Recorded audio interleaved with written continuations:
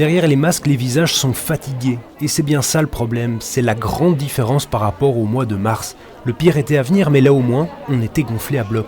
Aujourd'hui, ce n'est plus le cas, ils sont fatigués, il y a trop de travail et plus assez de soignants. La première vague, on va dire, il a fallu s'adapter, mais les gens n'étaient pas encore touchés. Le personnel n'était pas encore touché. Mais là, ici, maintenant, le personnel atteint, qui lui doit être retiré du circuit, mais forcément, ça diminue encore tous les effectifs. Certains sont malades physiquement et puis d'autres accusent le coup psychologiquement.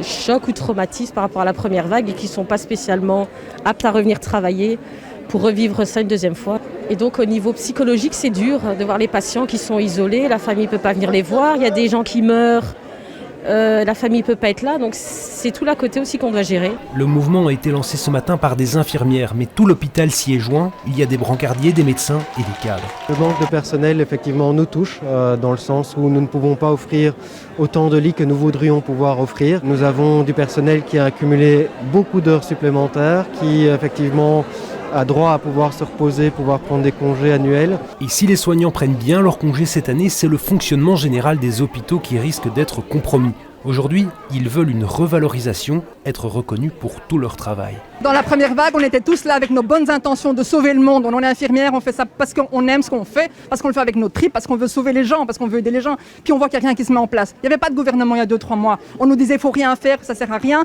il n'y a personne en place. Maintenant il y a du monde en place, mais on ne voit rien qui arrive. La balle est dans le camp du gouvernement fédéral. Le but, aider les hôpitaux pour éviter de les voir couler après la seconde vague.